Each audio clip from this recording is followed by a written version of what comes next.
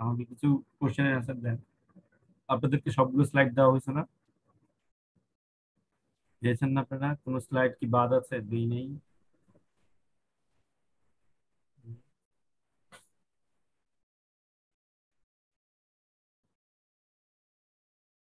আমার তো মনে হয় নাই। হ্যাঁ,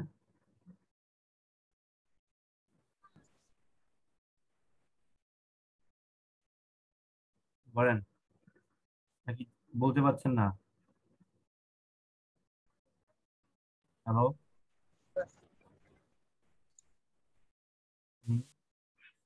ফাইনালে 6টা স্লাইড দিছেন মনে হয়, তো সবই দেওয়া হয়েছে। রেকর্ডিং গুলো সব পেয়েছেন না? জি স্যার। তাহলে আর বাদ নাই। হুম। আচ্ছা, আমি স্যার সব স্লাইড দিছেন স্যার। আমি জাস্ট আপনাদেরকে জাস্ট একটু দেখা যাচ্ছি। আমি নেক্সট 20 মিনিটস আমি জাস্ট দেখা দিই আপনাদের কি পড়ানো হয়েছে এগুলো। হ্যাঁ, সি। এর মধ্যে কারো যদি কোনো প্রবলেম থাকে আমাকে বলবেন। হ্যাঁ, দেখুন প্রথম আমরা শুরু করেছিলাম মিড টার্মের পরে ইলাস্টিসিটি দিয়ে, রাইট?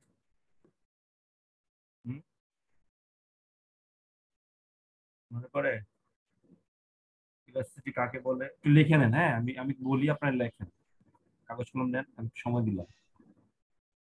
লিখে ফেললে কি হবে? পরীক্ষার আগে অনেক প্রবলেম থেকে বেঁচে যাবেন। লিখে ফেলেন।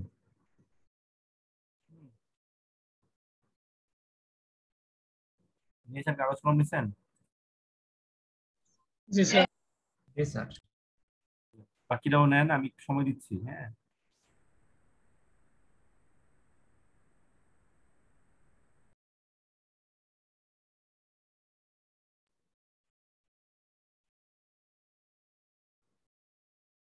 আচ্ছা, প্রথম যেটা ছিল দেখেন, চ্যাপ্টার 4, হোয়াট ইজ ইলাস্টিসিটি।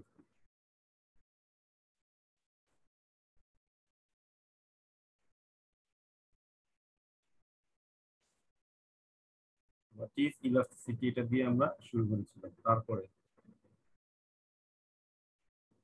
দেখেন, types of elasticity.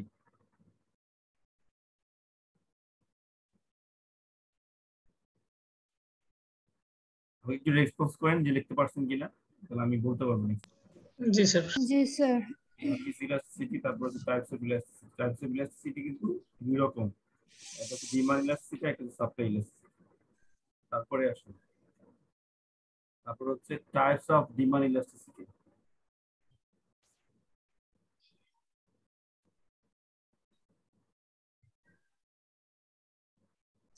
Types of demand elasticity.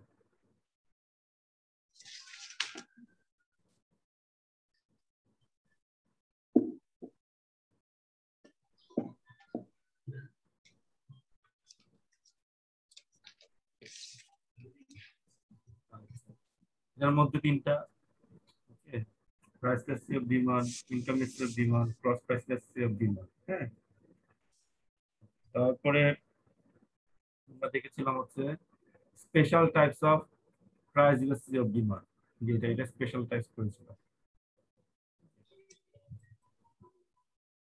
Price elasticity ডিমান্ডের স্পেশাল টাইপস।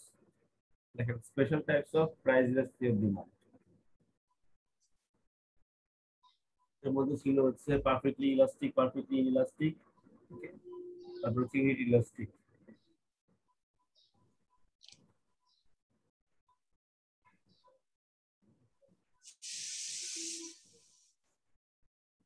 দেখতে পেরেছেন? জি স্যার। জি স্যার। তারপরে হচ্ছে সাপ্লাই ইলাস্টিসিটি, একটাই প্রকার তো বলেছিলাম, প্রাইস ইলাস্টিসিটি অফ সাপ্লাই।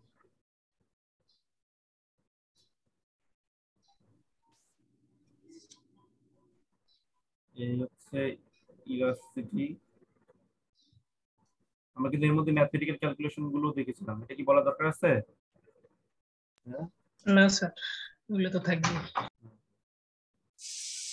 তারপরে চলে যাব chapter 1 of fundamentals of engineering economics. এটা ছিল প্রথম চ্যাপ্টারের নাম ছিল engineer economic decision. Sir chapter 1 না মিড টার্মে ছিল স্যার? এটা হচ্ছে আরেকটা বইয়ের চ্যাপ্টার 1। হ্যাঁ, দুইটা বই পড়েছি। হ্যাঁ, এটা হচ্ছে engineer economics, fundamentals of engineer economics এর চ্যাপ্টার 1। হ্যাঁ, এটা হচ্ছে ইঞ্জিনিয়ারিং ইকোনমিক ডিসিশন চ্যাপ্টার 1। হ্যাঁ,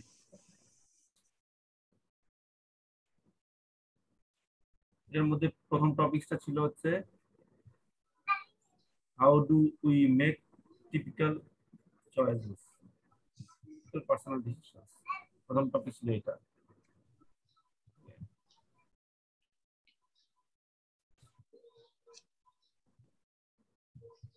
একটা একটা নর্মাল একটা মানুষ, মানে নর্মালি আমরা কিভাবে সিদ্ধান্তগুলো নিয়ে থাকি, ডিসিশন নিয়ে থাকি কিভাবে? Establishing the goal or objective, evaluation of feasible alternatives. Okay. তারপরে এখানে আমরা একটা এক্সাম্পল দেখেছিলাম, মনে আছে? ওই যে ফোর্ড আর হিরো, হোন্ডার ফোর্ড ফোকাস আর হোন্ডার হচ্ছে আমরা একটা এক্সাম্পল দেখেছিলাম যে একটা পার্সন সে কোনটা নিবে। এক্সাম্পল দিয়ে আমরা how do we make typical personal decision, সেটা এক্সাম্পল দিয়ে আমরা দেখেছিলাম। তারপর ফাইনালি এই যে ডিসিশন নেওয়ার ক্ষেত্রে সে আলটিমেটলি কোন কোন স্টেপ গুলো নিচ্ছে, কোন স্টেপ গুলো সে ফলো করতেছে, 6টা স্টেপ আমরা এটাও ওই এক্সাম্পলটাকে ইউজ করে আমরা এখানে ফাইনালি ওই যে ইন্ডিভিজুয়ালটা যে হোন্ডা সিলেক্ট করলো স্টেপ ওয়াইজ আমি সেটা দেখেছি।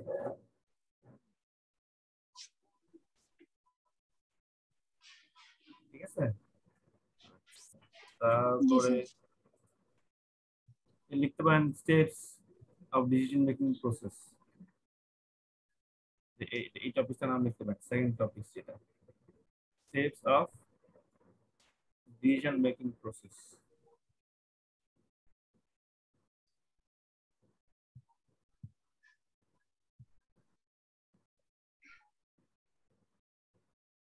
তারপরে চলে যাবো হচ্ছে একটা ইঞ্জিনিয়ারিং ডিজাইন প্রবলেম, সে কিভাবে অ্যাপ্রোচ করে। How do you approach an engineering design problem. আমরা এখানে ওই যে সেলফ চিলিং সোডা ক্যানটা নিয়ে এসেছিলাম।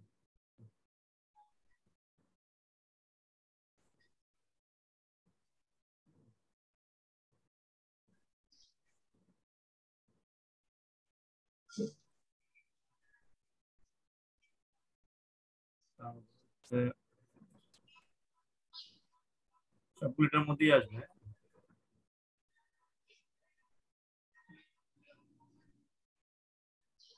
এটা দিয়ে মোট কথা আমাদের চ্যাপ্টার 1টা শেষ হয়ে গিয়েছে।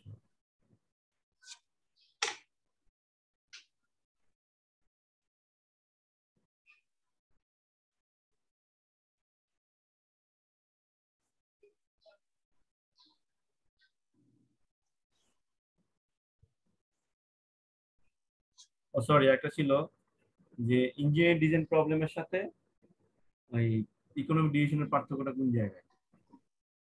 What makes economic decisions different from other design decisions. Okay, পার্থক্যটা কোন জায়গায় ছিল সেটা আমরা লিখেছিলাম। ওকে, তারপর হচ্ছে engineers role in business, financial স্টেটমেন্টের ক্ষেত্রে এবং ক্যাপিটাল। আমি আবার বলতেছি, তাহলে 3 নাম্বার টপিকটা হবে হচ্ছে the difference between decisions from an engineer and a typical consumer.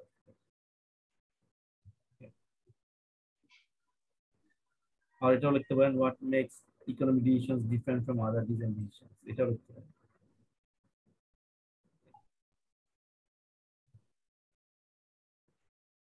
তারপরে দুটো টপিক ছিল।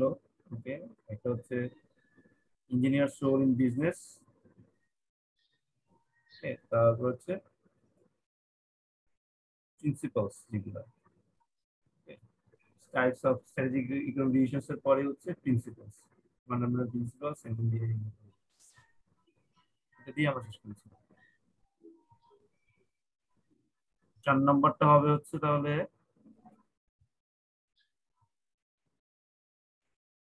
Types of strategic engineering economic decisions.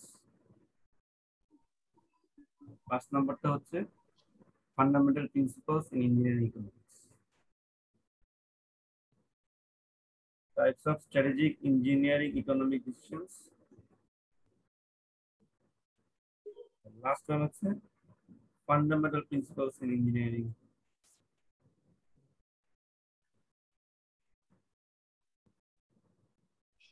কারো কিন্তু কোনো কোশ্চেন আমি পাচ্ছি না, কারো কোনো কোশ্চেন আছে এই পর্যন্ত?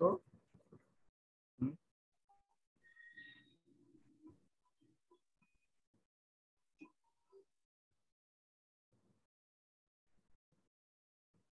এই হলো চ্যাপ্টার 2।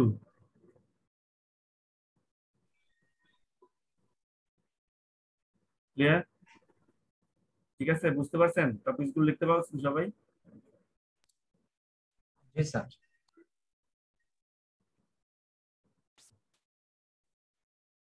তারপরে চলে যাব চ্যাপ্টার 4 এ,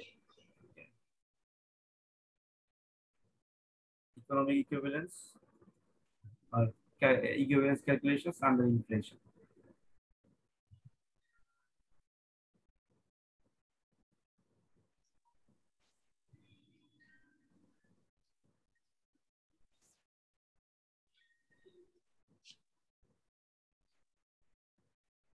চ্যাপ্টার 2 বলছি আমি, বলি নাই তো না? চ্যাপ্টার 2 তো বলি নাই না? না স্যার। তারপরে 4। চ্যাপ্টার 2 হচ্ছে টাইম ভ্যালু অফ মানি, যেটা চ্যাপ্টারে আজকে ক্লাস হবে। এটা বলতে আমরা প্রথমেই দেখেছিলাম যে কস্ট অফ মানি আসলে কিভাবে ইন্টারেস্টটাকে আমরা কনসিডার করি। কস্ট অফ মানি অর্থাৎ আমি যখন টাকা কাউকে ধার দিলাম বা ধার নিলাম, এর ফলে কিন্তু একটা চার্জ আমাকে দিতে হয়, সেটা হচ্ছে ইন্টারেস্ট। এই টাকাটা যদি কাউকে না দিই বা নিজের কাছে যদি রেখে দিই, এর ফলে একটা কস্ট আমাকে বিয়ার করতে হয়, সেটা হচ্ছে ইন্টারেস্ট। আমরা যেটা আমি সেক্রিফাইস করতেছি, সেটা হচ্ছে ইন্টারেস্ট। তো এটার ক্ষেত্রে কস্ট অফ মানিটাকে আমি কিভাবে চিন্তা করবো এইভাবে যে আমি যদি কখনো ধার দেই বা ধার নেই, এর জন্য আমাকে লেন্ডারকে কিছু পরিমাণ পেমেন্ট আমাকে করতে হয় ধার নেওয়ার জন্য লেন্ডারের কাছ থেকে। এটা এটা আমার জন্য হচ্ছে কস্ট, আমি লেন্ডারকে দিচ্ছি যে আমাকে ধার দিল। That's why this is considered as cost of money, that is interest.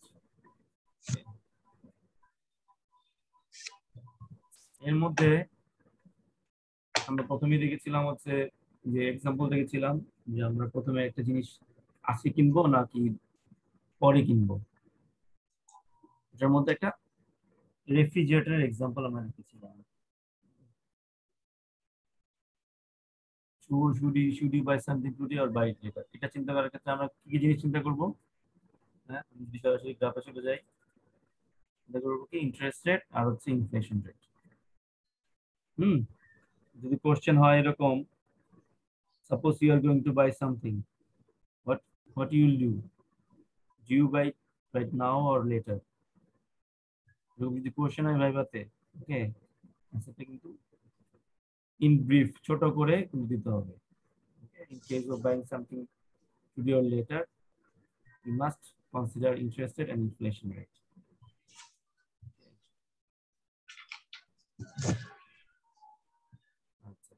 তারপরে 3 নাম্বার টপিক হবে হচ্ছে elements of transaction involving interest rate.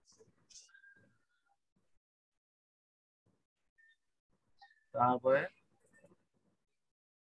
এখানে এক্সাম্পল দেখেছিলাম ইন্টারেস্ট দিয়ে আমরা ওই এলিমেন্টস গুলো নিয়ে আমরা ক্যালকুলেশন করেছিলাম হচ্ছে সিম্পল ইন্টারেস্ট, কম্পাউন্ড ইন্টারেস্টের ক্যালকুলেশন আমরা করেছিলাম এক্সাম্পল দিয়ে। হ্যাঁ, রাইট। তারপরে চলে গিয়েছিলাম হচ্ছে ইকোনমিক ইকুইভ্যালেন্স।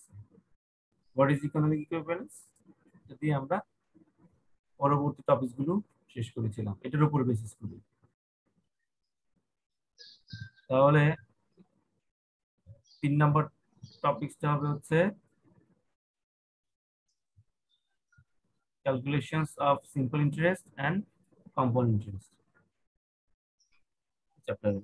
প্রথমটা হচ্ছে what is cost of money, 2 নম্বর হচ্ছে elements involving transaction, okay, elements গুলো কি কি এটা। তারপরে তিন নম্বর টপিকটা হচ্ছে calculation of simple interest and compound interest.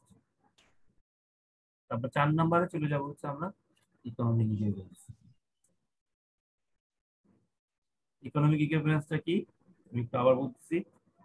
Economic ইকুইভ্যালেন্সটা হচ্ছে যখন কোনো একটা প্রজেক্টে বিভিন্ন ক্যাশ ফ্লো হয়, বিভিন্ন পরিমাণে হয়, বিভিন্নভাবে বিভিন্ন পরিমাণে হয়, বিভিন্ন ক্যাশ ফ্লো গুলোকে আমরা যখন একটা সিঙ্গেল টার্মে নিয়ে আসতেছি। আজকে একজন প্রজেক্ট ইঞ্জিনিয়ার, সে 1 বছর পরে 1 লাখ টাকা রিসিভ করলো, 2 বছর পরে 3 লাখ, 6 লাখ, তারপরের বছর বিভিন্ন ক্যাশ ফ্লো গুলো না করে কোনো একটা স্পেসিফিক ইয়ারে কি পরিমাণ রিসিভ করলে সে ওই অন্যান্য ক্যাশ ফ্লো থেকে সে ইনডিফারেন্ট থাকবে। ওকে, সেটা হচ্ছে লেখা আছে economic equivalence exist between cash flows that have the same economic effect and could therefore be traded for one another। একটা পরিবর্তে আমি আরেকটা ইউজ করতে পারবো। ওকে, এটার উপরে एग्जांपल দেখেছিলাম আমরা যে কাউকে অফার করা হলো যে বিভিন্ন পেমেন্ট মেথডে সে কোনটা রিসিভ করবে, এর উপর বেসিস করে আমরা এখানে একটা एग्जांपल দেখেছিলাম which option would you prefer। মনে পড়তেছে? তারপরে আমরা ক্যালকুলেশনে গিয়েছিলাম, এবং এটাকে ফ্যাক্টর হিসেবে কাজ করতেছে কি, আমরা যখন ইকোনমিক ইকুইভ্যালেন্স বের করব এটার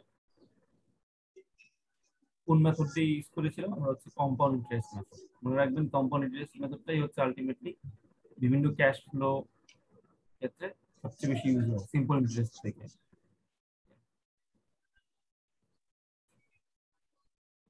তারপর আমরা একটা एग्जांपल দেখেছিলাম যে কোন ইন্টারেস্ট রেটটা আলটিমেটলি যে প্রেজেন্ট ভ্যালু এবং ফিউচার ভ্যালুর মধ্যে দুটার মধ্যে আমাকে ইনডিফারেন্ট রাখতেছে, কি পরিমাণ interest rate.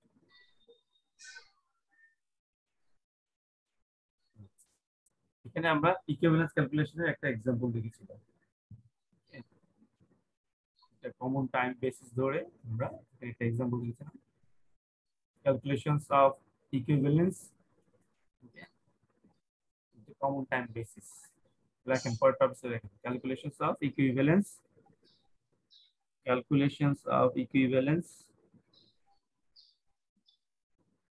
the common time basis।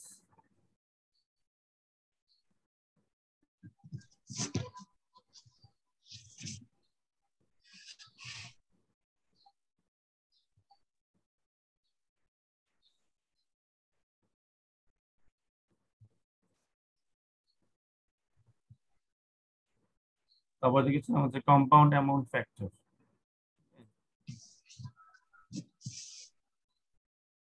ব্যাপারটা হচ্ছে compound amount factor.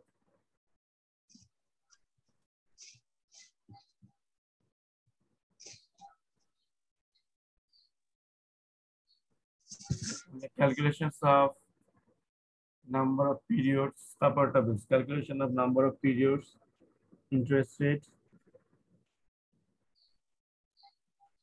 present value, future value using Excel।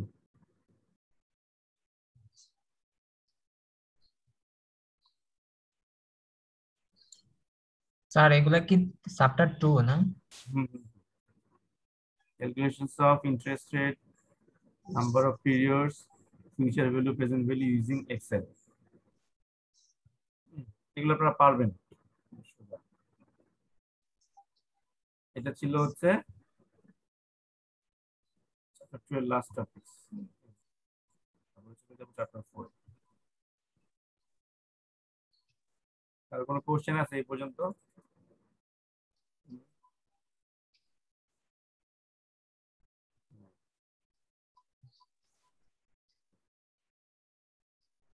Equivalence calculations under inflation chapter 4। এটা তো মূলত আমরা কি দেখেছিলাম? আমরা দেখেছিলাম হোয়াট ইজ ইনফ্লেশন। লেখেন এটা করে লেখেন।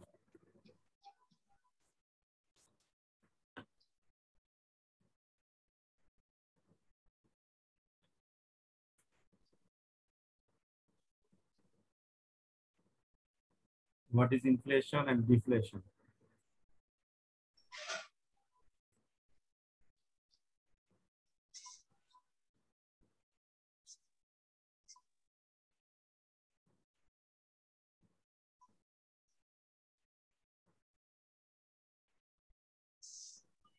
Listen.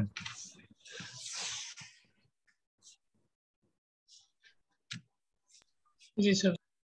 তারপরে হচ্ছে methods to calculate inflation rate। তিনটা মেথড নাম শুনছি আমরা, ঠিক না? তারপর টপিক দেখেন, methods of calculating inflation rate। Number 1, consumer price index। Number 2, producer price index। Number 3, GDP deflator। এটা হচ্ছে নাম্বার 3 হচ্ছে জিডিপি ডিফ্লেটর।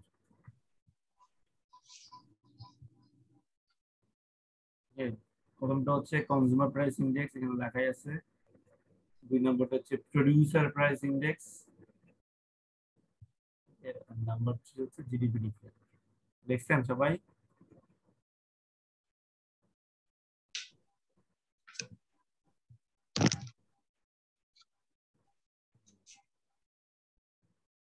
এর মধ্যে থেকে কনজিউমার প্রাইস ইন্ডেক্সটা আমরা লেখেন।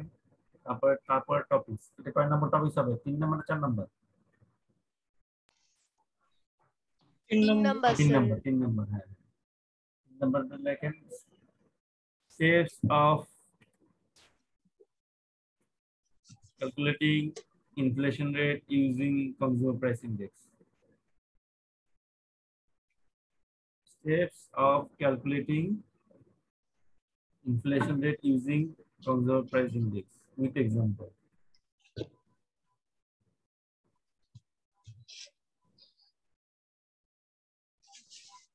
Steps of calculating interest rate using consumer price index with example।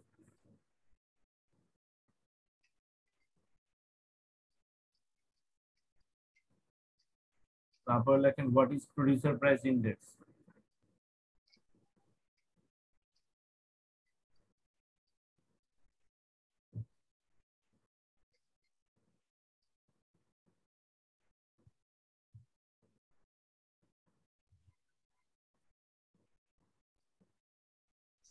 তারপর হচ্ছে average inflation rate।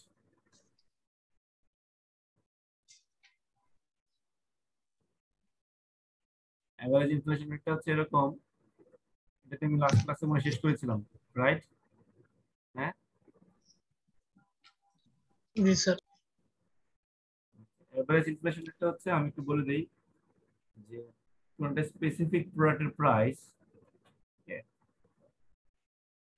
ধরেন হচ্ছে 100 টাকা, ঠিক আছে? এই প্রোডাক্টের প্রাইস ধরেন হচ্ছে এটা ছিল 2015-তে, হ্যাঁ, প্রোডাক্টের প্রাইস হচ্ছে 100 টাকা। 2016-তে এটার প্রাইস ইনফ্লেশন হলো, এটা প্রোডাক্ট প্রাইসের ইনফ্লেশন হলো হচ্ছে 3%। 17-তে এসে হচ্ছে 6%। 18-তে এসে হয়ে গেল হচ্ছে আবার 4%। এই যে বিভিন্ন পরিমাণের যে ইনফ্লেশন রেটটা হচ্ছে, এই প্রোডাক্টটা যেটা 100 টাকা ছিল, এটা গড়ে কতটুকু ইনফ্লেশন রেট হচ্ছে, ওটা আমি হচ্ছে এই যে আমি বিভিন্ন পরিমাণের ইনফ্লেশন, যেমন ধরেন আমি যদি বলি ধরেন হচ্ছে বাংলাদেশে এখন প্রোডাক্ট ধরেন হচ্ছে পেঁয়াজের দাম গত 5 বছরে গড়ের এর দাম ওঠানামা করছে, কেমন ইনফ্লেশন হয়েছে কেমন। তাহলে 2015-কে আমি যদি চিন্তা করি, 15 থেকে এই পর্যন্ত, ঠিক আছে, ধরেন হচ্ছে 5 বছর, 2020 পর্যন্ত 5 বছর, 5 বছরে এটার প্রাইস গড়ে ইনফ্লেশন হচ্ছে কত, এটা কিভাবে বের করবো? 2005-এ এটার প্রাইস ছিল কত, ধরেন হচ্ছে 25 টাকা কেজি। 2015-তে 30 টাকা কেজি ছিল। 16-তে এসে এটার প্রাইস ইনফ্লেশন হয়েছে দেন 3%।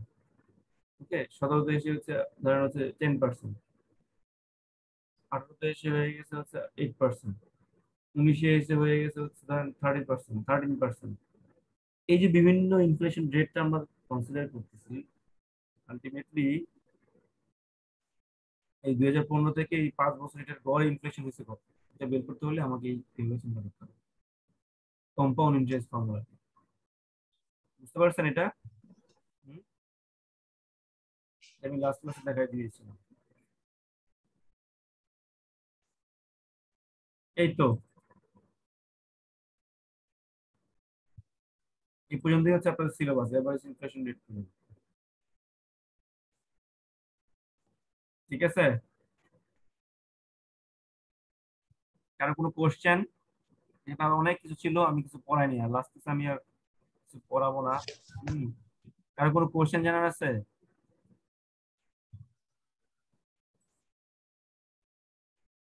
আচ্ছা, আপনাদের এক্সাম, স্যার বলেন বলেন স্যার তাসনিম বলেন। সিটিতে যেটা 4 মার্কের কোশ্চেন ছিল ওটার অ্যাপ্রোপ্রিয়েট আনসারটা কেমন হবে? কোনটা জানি, টু ওটা এর কি না, স্যার ইলাস্টিক? টু জি না, স্যার, টু না। জি স্যার।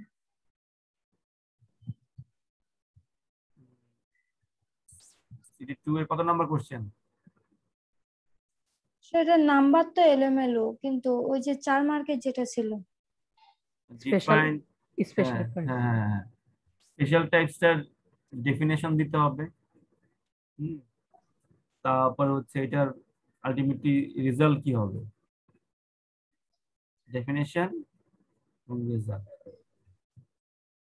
রেজাল্ট কি হয় আলটিমেটলি? রেজাল্ট হয় স্পেশাল টাইপসের কোনটা কিরকম হয়, ইলাস্টিকের ক্ষেত্রে কেমন হয়, ইউনিট ইলাস্টিকের ক্ষেত্রে কেমন হয় রেজাল্ট, ডেফিনেশন দিয়ে দিতে হবে, আর কিছুই না।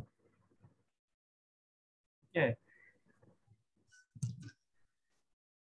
স্যার টাইপস বলতে কোনগুলা? প্রাইস ইলাস্টিসিটি অফ ডিমান্ড, না না না না ইনকাম, না না না ইলাস্টিসিটি। না, perfect elastic, perfect inelastic, unit elastic. এর মধ্যে লেখা আছে define the 3 special types of price elasticity of demand. এখান থেকে এটা বলে নাই। স্যার আমি নরমাল গুলা দিয়ে দিয়েছিলাম। ঠিক আছে, বুঝতে পারছেন? জি এখানে কিন্তু স্যার। কোশ্চেনে কিন্তু এটা লেখা কি আছে। স্লাইডে, এটা কি স্যার স্লাইডে নাই? ওই টপিক। স্লাইডে মনে হয় না, এটা মনে হয় না, আমি ও লেকচার স্যার, দিছিলাম। তাহলে স্যার আবার একটু বলেন তো। Okay, special types of price elasticity of demand হচ্ছে 3 প্রকার। একটা হচ্ছে পারফেক্টলি ইলাস্টিক, ওকে, এটা হচ্ছে পারফেক্টলি ইনইলাস্টিক, ওকে, এটা হচ্ছে ইনইলাস্টিক। তো পারফেক্ট ইলাস্টিক ডিমান্ডের ক্ষেত্রে আমরা এটা দেখতে পারবো যে when sir there is third নাম্বারটা কি বলছেন? ইউনিট ইলাস্টিক, ইউনিট, ও ইউএনআইটি, ইউনিট, ইউনিট। Unit elastic. হ্যাঁ, জি স্যার। তারপর লিখে দিচ্ছি, পারফেক্ট ইলাস্টিসিটি কোনটা স্যার? মানে একটু ডেসক্রাইব করেন। নাম্বারটা হচ্ছে, বইয়ে সুন্দর করে সাজাই এক্সাম্পল দিয়ে বসে। ও তাহলে ঠিক আছে স্যার, তাহলে বড় লাগবে না বইটা। পারফেক্টলি ইলাস্টিক,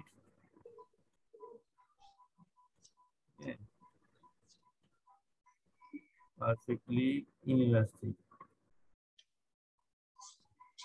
ডিমান্ড লিখবেন, হ্যাঁ আমি শর্টকাট লিখেছি। জি স্যার। ইউনিট ইলাস্টিক, প্রত্যেকটা ক্ষেত্রে লাস্টে ডিমান্ড লিখবেন, হ্যাঁ sorry, unit elastic. Perfect elastic ডিমান্ডের ক্ষেত্রে আমাদের রেজাল্টটা সবসময় ইনফিনিটি হবে। কেন হবে? এটা হচ্ছে কোন প্রোডাক্টের প্রাইস যদি সামান্য চেঞ্জ হয়, ওকে, দেন চেঞ্জ নাও যদি হয়, প্রাইস চেঞ্জ চেঞ্জ হচ্ছে না, তারপরেও কি দেখা যাচ্ছে, ডিমান্ডের একটা বিশাল পার্সেন্টেজ চেঞ্জ হচ্ছে, ডিমান্ড খুব বেশি রেসপন্স করতেছে, প্রাইস চেঞ্জই হচ্ছে না। এই সমস্ত ক্ষেত্রে এর ভ্যালুটা হবে হচ্ছে infinity. When there is some less changes in the price or no change in price, but there is huge amount of change in the quantity demand. Okay, in that case there is a infinite elasticity, price elasticity. That is called perfectly elastic. Perfect ইলাস্টিকের ক্ষেত্রে হচ্ছে ঠিক তার opposite, price অনেক বেশি change হয়ে যাচ্ছে কিন্তু demand does not move, quantity demand change হচ্ছে না। ধরুন হচ্ছে আমি যদি ড্রাগসের কথা বলি, মেডিসিনের কথা বলি, ড্রাগস আর মেডিসিন, স্পেসিফিক মেডিসিনের ক্ষেত্রে বা ড্রাগসের ক্ষেত্রে প্রাইস অনেক বেশি চেঞ্জ হয়ে গেল, ডিমান্ডটা রেসপন্স করে না। আমি যদি বলি এখন নাপা ট্যাবলেটের দাম ওকে 5 টাকা থেকে যদি 60 টাকা হয়ে যায়, ডাক্তার বললো আপনাকে কিনতে হবে নাপা, ওকে নাপাটাই কিনতে হবে, তার মানে কি এই আমরা কি কনজাম্পশন কমাই দিব? তা কিন্তু না। ওকে ধরেন হচ্ছে এই ওয়াসা যারা হচ্ছে ওয়াটার সাপ্লাই দিচ্ছে ঢাকা শহরে, ওরা যদি বলে মাসে 1000 টাকা দিতেন, এখন আপনাদেরকে দিতে হবে 1200 টাকা, আমি কনজাম্পশন কমাই দিব না, এটা ফিক্সড। প্রাইস চেঞ্জ হচ্ছে কিন্তু আমাদের কনজাম্পশন চেঞ্জ হয় না। লবণের দাম 15 টাকা থেকে যদি 30 টাকা হয়ে যায়, যাদের মাসে লাগতো হচ্ছে 3 কেজি, তারা কি এখন 1 কেজি কনজাম্পশন করবে? আমার কথা বুঝতে পারছেন? জি স্যার। এটা হচ্ছে পারফেক্টলি ইনইলাস্টিক ডিমান্ডের ক্ষেত্রে রেজাল্ট হচ্ছে 0, আর ইনইলাস্টিক এর ক্ষেত্রে প্রাইসের পার্সেন্টেজ চেঞ্জ এবং কোয়ান্টিটি ডিমান্ডের পার্সেন্টেজ চেঞ্জ যখন সমান হবে তখন রেজাল্ট হয় 1। ক্লিয়ার? জি স্যার।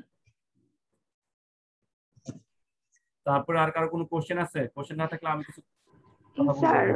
স্যার ইকুইভ্যালেন্স এর যে এক্সাম্পলটা আছে ওইটার ক্যালকুলেশনটা আমার হচ্ছে না ঠিক মতো, মানে 6% হয় 6% তো 6% তো বের হচ্ছে না।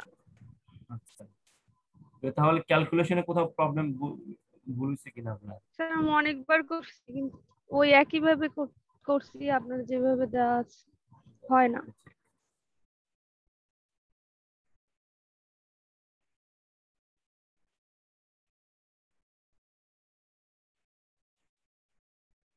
দেখি কিন্তু ক্যালকুলেটরে করলে ইনভার্স দিতে হবে। হ্যাঁ আমি দেখাচ্ছি আপনাকে।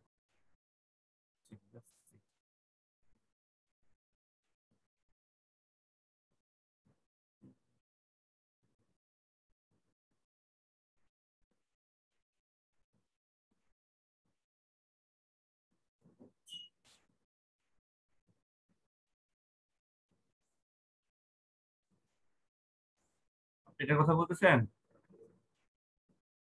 আর 2 নাম্বার চ্যাপ্টার। জি জি, স্ক্রিনে দেখেন, স্ক্রিনে এটার কথাই বলতেছেন, রাইট?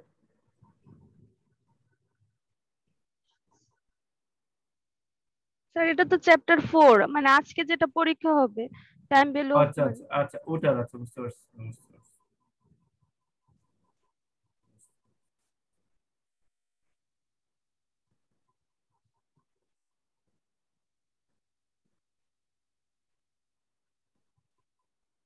সিক্স পার্সেন্ট তো এখানে তো ইয়ে আসবে আপনার, ইকুইভ্যালেন্স ক্যালকুলেশনের অ্যামাউন্ট আসবে, অ্যামাউন্ট, এখানে তো আপনার হ্যাঁ পার্সেন্টেজ আসবে না। হ্যাঁ স্যার, ইন্টারেস্ট ইন্টারেস্ট রেটের কথা বলতেছি, রেটের কথাই বলছি, মানে ওইটা যে যেটা আসবে সেটাকে আবার 100 দিয়ে গুণ করতে হবে, তারপর পার্সেন্ট দিতে হবে। 100 দিয়ে গুণ করলো মানে 6% হচ্ছে না। দাঁড়ান 59 হবে, 59 হবে, 5.5।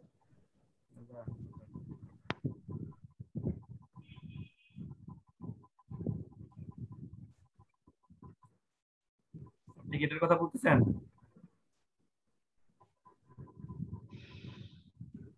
জি স্যার, জি এটাই। এটাতে ভ্যালু এভাবে বসাইছেন না যেভাবে আছে? হ্যাঁ হ্যাঁ ঠিকঠাক বসাইছি। ফিউচার ভ্যালু হচ্ছে $2007, ভ্যালু হচ্ছে 1500 টু দি পাওয়ার 1/5, ওকে ইয়ার কিন্তু 5। হ্যাঁ কি আমার কথা হচ্ছে এটা কি 1/5 এর সাথে মাইনাস দিচ্ছেন, এখানে মাইনাস দিচ্ছেন কিনা 1 আবার? হ্যাঁ না স্যার, 1/5 সেটা তো হচ্ছে পাওয়ার, তারপরে হচ্ছে টোটালটা -1 না? হ্যাঁ হ্যাঁ, তার পুরোটা থেকে হচ্ছে -1 হবে, হ্যাঁ তারপর হচ্ছে না না স্যার, আমার অন্য একটা উল্টাপাল্টা মান আসছে 73 পয়েন্ট না না সামথিং, এত বেশি। এরকম কখনোই আসবে না, আমি বলি হচ্ছে আমি 2007 ভাগ 1500 1.338 আসছে। হ্যাঁ, হ্যাঁ স্যার, এটা ঠিক আছে। এর টু দি পাওয়ার দিবেন হচ্ছে 0.20। 2 টু দি পাওয়ার 0.20 1/5 মানে কি 0.20 না? হ্যাঁ স্যার, দেন 1.05 মানে 1.05 05 99 আসবে 9964 এরকম। হ্যাঁ তো হয়েছেই তো। এখন হয়েছে, করলে তো এখন হয়েছে। এখন 1 মাইনাস করে দিলে তো 0.06। এখন হ্যাঁ আছে। স্যার, এখন হয়েছে। আচ্ছা, ঠিক আছে। আচ্ছা, এখন এখন বুঝতে পারছেন না? হ্যাঁ স্যার, এখন বুঝতে পারছি। আচ্ছা, আর কারো কোনো জিজ্ঞাসা আছে, কোশ্চেন?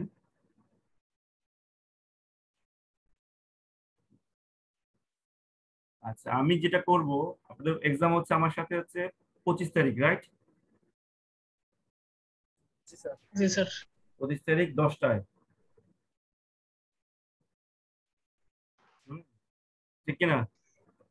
জি স্যার। 10টা থেকে 11:30 পর্যন্ত হবে হচ্ছে আপনাদের গুগল ফর্মে এক্সাম। হ্যাঁ, জানেন 25 তারিখ 10টায়, আর হচ্ছে 11:20 থেকে শুরু হবে হচ্ছে ভাইভা। আপনারা কি 11:20 থেকে দিবেন নাকি আর 5 মিনিট 10 মিনিট পরে দিবেন?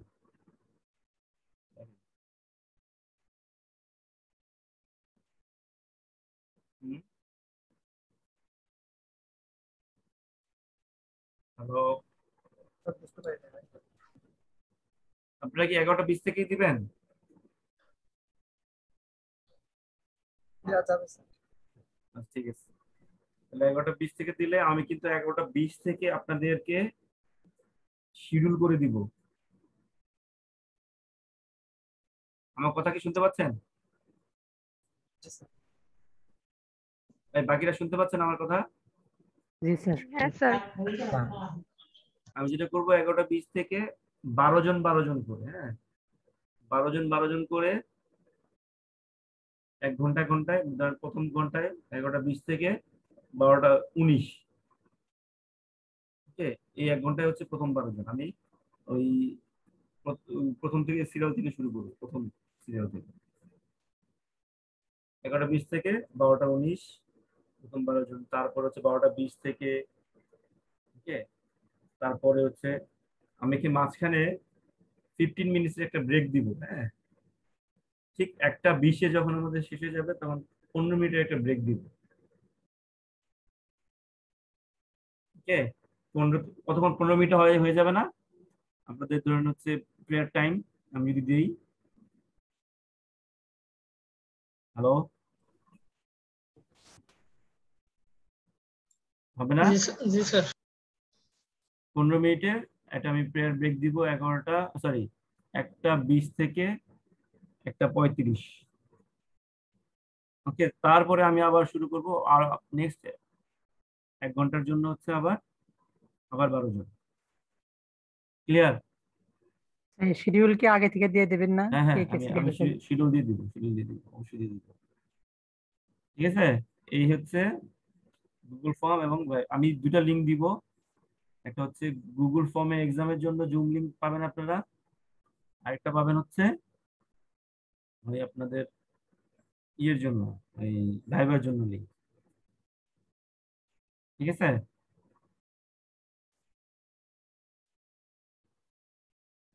জি স্যার। এখন একটা কাজ করা যেতে পারে, লিংক যদি 3টা দিই, ধরেন হচ্ছে আমি 15 মিনিটের যে ব্রেকটা দিব, ব্রেকটার পরে যদি আমি আরেকটা লিংক দিই, সমস্যা হবে আপনাদের? বুঝতে সমস্যা হবে? না স্যার, কোনো সমস্যা। কারণ কি, কারণ আমি বলতেছি কেন আমি 3টা লিংক দিচ্ছি। কারণ কি, কারণ হচ্ছে অনেক সময় টাইম শেষ হয়ে গেলে, 3 ঘন্টা যদি শেষ হয়ে যায় সাপোজ, তখন ডিসকানেক্ট হয়ে গেলে ওই লিঙ্ক আর কাজ করবে না, 3 ঘন্টা থাকে সর্বোচ্চ। আমি ওই নোটিশে লিখে দিব এতটা থেকে এতটা এই লিঙ্কে যাবেন, এতটা থেকে এতটা এই লিঙ্কে যাবেন, বুঝতে পারবেন না সবাই? জি স্যার। ঠিক আছে, তাহলে আমি যেহেতু আপনাদের কোনো কোশ্চেন নেই, আমি ক্লাস টেস্ট নিব এখন। হ্যাঁ, 25 মিনিটসের ক্লাস টেস্ট, 4টা কোশ্চেন। ওকে, বেশি কিছু লিখবেন না। হ্যাঁ, বেশি কিছু লিখবেন না, বলে দিচ্ছি। বেশি কিছু লিখতে গেলেই কিন্তু সমস্যা বের হবে। যেটা যতটুকু বুঝেন সে ততটুকুই নিজের মতো করে লিখবেন। বেশি লিখতে গেলে কি হবে, প্রবলেম হবে। হুম, আমি এখন বাজে 9টা 14, আর 2 মিনিট পরে আমি আপনাদের কোশ্চেন দিব।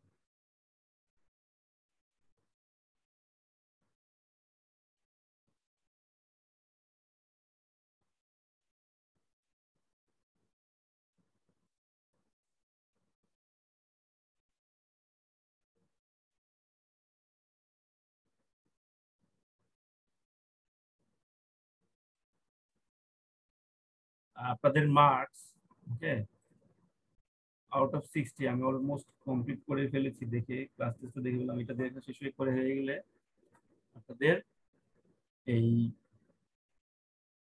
ফাইনালের আগেই 60% মার্কস জেনে যাবে ইনশাআল্লাহ। জেনে যাবে সেটা। আমি গুগল ফর্মে দিয়ে দিব, সরি গুগল ক্লাসরুমে দিয়ে দিব। গুগল ক্লাসরুমে এটা দিয়ে দিব। আর কারো কোনো কোশ্চেন নাই তো না?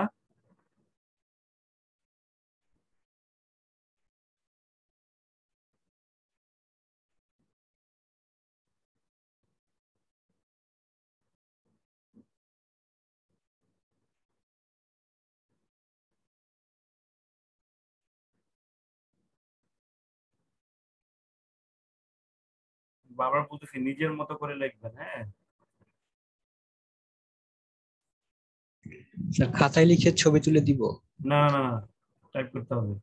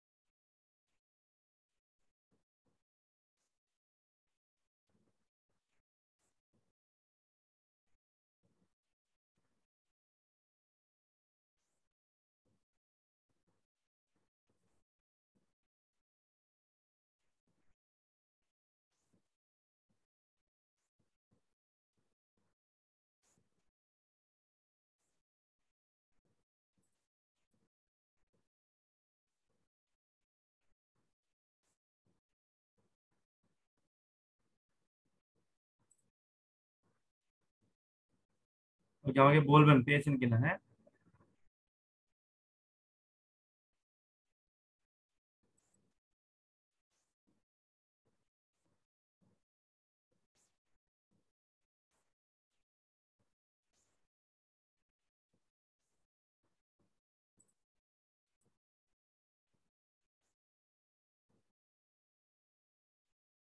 আগের মতোই লিংক যাবে। হুম, আর হচ্ছে ফর্ম দুটোই যাবে।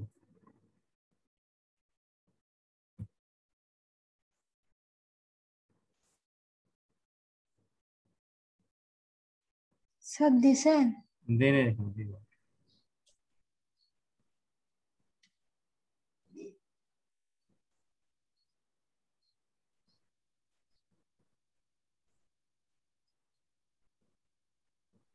পেয়ে গেছে, চলে গেছে।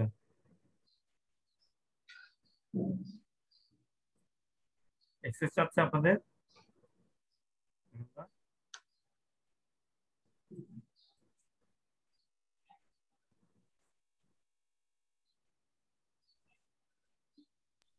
না sir access thank you, start করে দেন।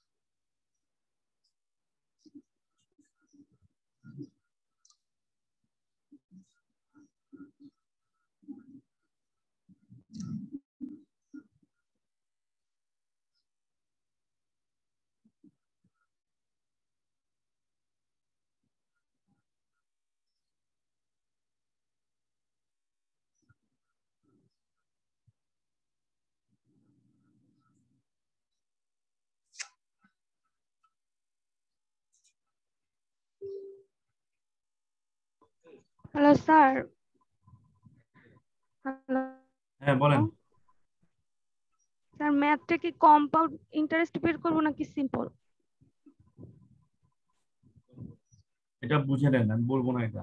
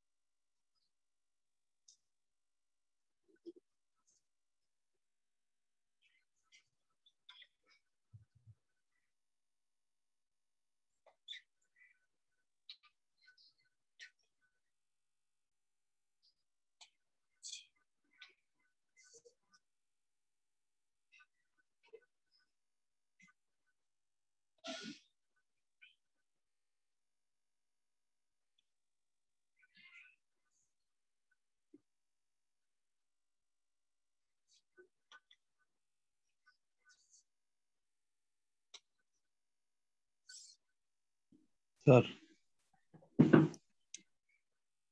স্যার আছেন? বলেন বলেন বলেন। স্যার এদিকে আইটা কি স্যার টোটাল আর্ন ইন্টারেস্টটা না? সেটা সেটা আমি বলবো না। স্যার বড় আয় তো স্যার, এটাই বোঝায় স্যার, এই জন্য জিজ্ঞেস করলাম।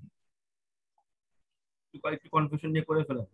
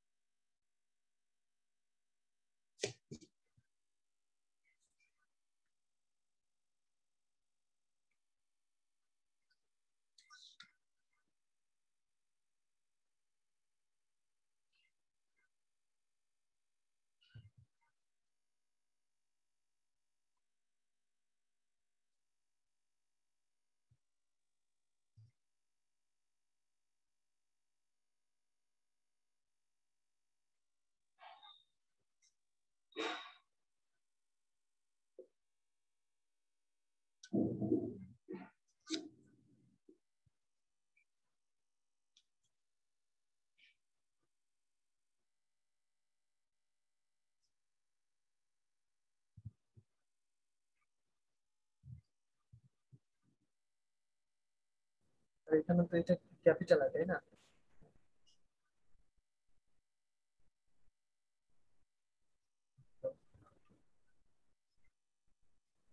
জাহিদ কি কিছু বলতেছেন? এটা এটা তো স্যার ক্যাপিটাল আয়, তাই না? হ্যাঁ হ্যাঁ হ্যাঁ।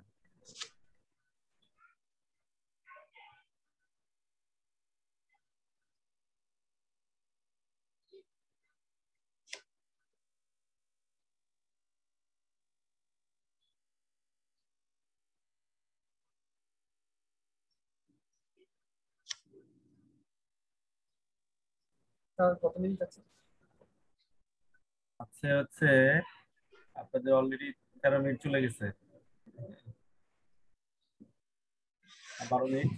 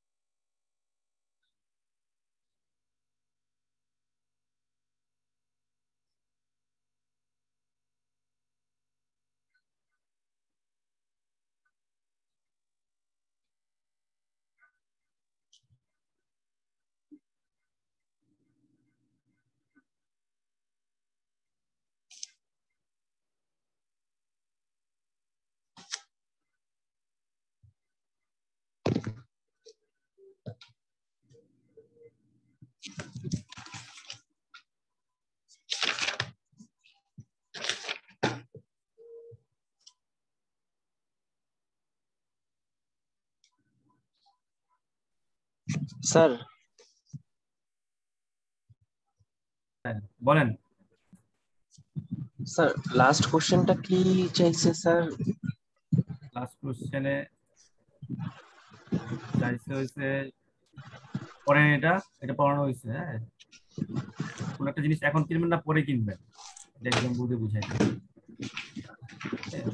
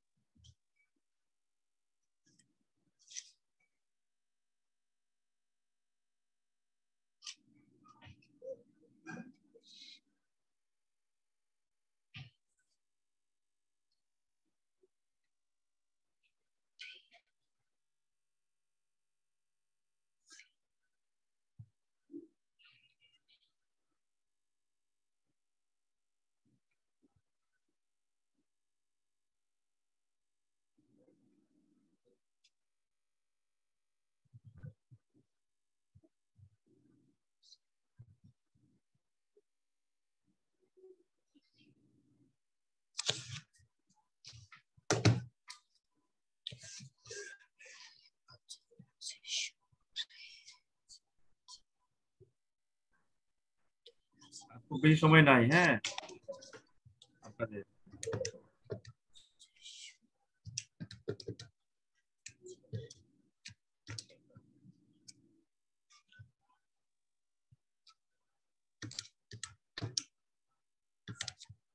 আর 5 মিনিট আছে, 5 মিনিট।